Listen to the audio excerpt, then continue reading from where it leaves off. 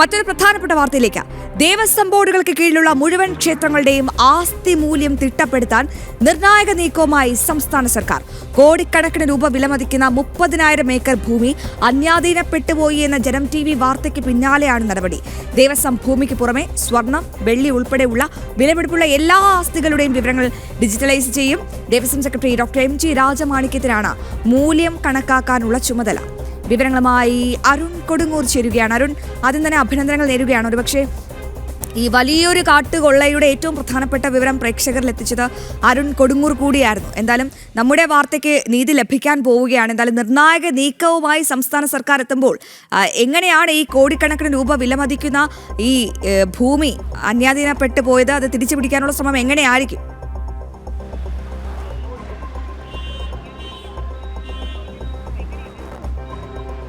അശ്വതി, അതിലേറ്റവും പ്രധാനപ്പെട്ടത് രേഖകൾ പ്രകാരം 30,000-ലധികം ഏക്കർ ഭൂമിയാണ് ദേവസ്വം ബോർഡുകൾക്ക്, വിവിധ ദേവസ്വം ബോർഡുകൾക്ക് തിരുവിതാംകൂർ, കൊച്ചി, കോഴിക്കോട്, ഗുരുവായൂർ, കൂടൽമാണിക്യം ദേവസ്വം ബോർഡുകൾക്ക് നഷ്ടമായിരിക്കുന്നത്. പക്ഷേ ഇതുവരെയും ഈ വലിയ കൊള്ള, സ്വർണ്ണക്കൊള്ളയേക്കാൾ എത്ര വലിയ കൊള്ളയാണ് നടന്നത്, ആ കൊള്ള നടന്നിട്ട് പോലും ഒരനക്കവുമില്ലാതെ ദേവസ്വം ബോർഡുകൾ ഇരിക്കുകയായിരുന്നു. ഇത്തരത്തിൽ 25,000-ലധികം ഏക്കർ ഭൂമിയാണ് മലബാർ ദേവസ്വത്തിന് മാത്രം നഷ്ടപ്പെട്ടത്. പക്ഷേ ഇപ്പോഴും ഒരു തരത്തിലുള്ള നടപടിയോ ഒരു തരത്തിലുള്ള ഇടപെടലോ നടത്താൻ ദേവസ്വം ബോർഡുകൾ തയ്യാറായിരുന്നില്ല. മാറി മാറി വന്ന ഭരണസമിതികൾ തയ്യാറായിരുന്നില്ല. സർക്കാർ തലത്തിലും ഒരു തരത്തിലുള്ള ഇടപെടലും ഉണ്ടായിരുന്നില്ല. ഉദ്യോഗസ്ഥ തലത്തിലും ചില ആളുകളൊക്കെ തന്നെ ഈ ഭൂമി തിരിച്ചുപിടിക്കാനുള്ള നടപടികൾ ആരംഭിക്കുമ്പോൾ അവർക്ക് സ്ഥാനചലനം അടക്കം ഉണ്ടായിട്ടുണ്ട്.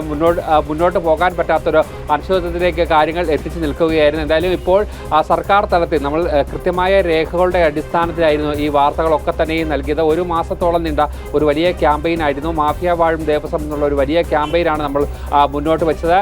സംസ്ഥാനത്ത് വിവിധ ഇടങ്ങളിൽ ക്ഷേത്രഭൂമി നഷ്ടപ്പെട്ടതിൻ്റെ ആധികാരിക രേഖകളടക്കം ഭക്തരുടെ പ്രതികരണങ്ങളടക്കമായിരുന്നു നമ്മൾ ഈ ക്യാമ്പയിൻ നൽകിയിരുന്നത്. ആ ക്യാമ്പയിനിലാണ് ദേവസ്വം ബോർഡിൻ്റെ നിർണായകമായ ഇടപെടൽ, സർക്കാരിൻ്റെ നിർണായകമായ ഇടപെടൽ ഉണ്ടായിരിക്കുന്നത്. ദേവസ്വം മന്ത്രി കഴിഞ്ഞ ദിവസം ജനം TVക്ക് നൽകിയ അഭിമുഖത്തിൽ അദ്ദേഹം കൃത്യമായി തന്നെ പറഞ്ഞിരുന്നു, 1 ഇഞ്ച് ഭൂമി പോലും നഷ്ടമാകാൻ സമ്മതിക്കില്ല എന്ന് അദ്ദേഹം പറഞ്ഞിരുന്നു. അതിന് കൃത്യമായ ഇടപെടൽ, കൃത്യമായ നടപടി ഉണ്ടാകുമെന്ന് പറഞ്ഞിരിക്കുന്നു. അത് പ്രായോഗിക തലത്തിലേക്ക് എത്തുകയാണ്.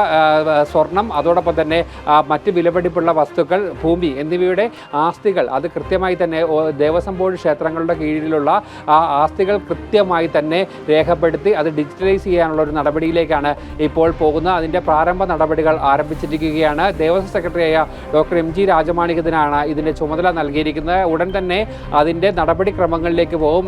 വലിയ ഒരു ബുദ്ധിമുട്ട് പിടിച്ച ഒരു പ്രയാസം നൽകിയിരിക്കുന്ന ഒരു കാര്യം തന്നെയാണ്. കാരണം ഈ ദേവസ്വം രേഖകൾ പലതും അന്യാധീനപ്പെട്ടു പോകുന്നു. ഭൂമിക്കൊപ്പം തന്നെ രേഖകളും കാണാതാകുന്നു. അതിന് പിന്നിലൊക്കെ തന്നെ പല അട്ടിമറികളും നടന്നിട്ടുണ്ട്.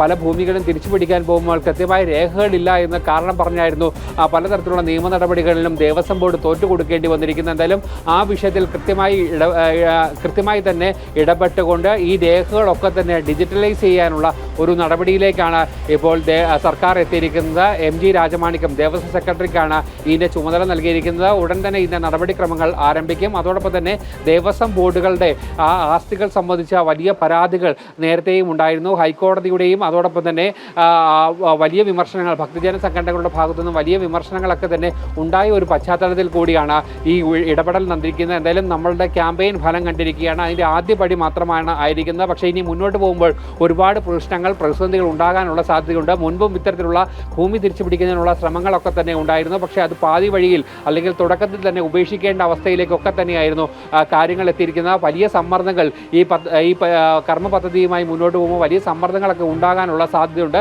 പക്ഷേ അതിനെ അതിജീവിച്ച് മുന്നോട്ട് പോയാൽ അത് വലിയൊരു മാറ്റമായിരിക്കും ദേവസ്വം ബോർഡിൻ്റെ ആസ്തി വകകളിൽ ഉണ്ടാകുക എന്നുള്ളതാണ് ഏറ്റവും പ്രധാനപ്പെട്ട കാര്യം. അശ്വതി.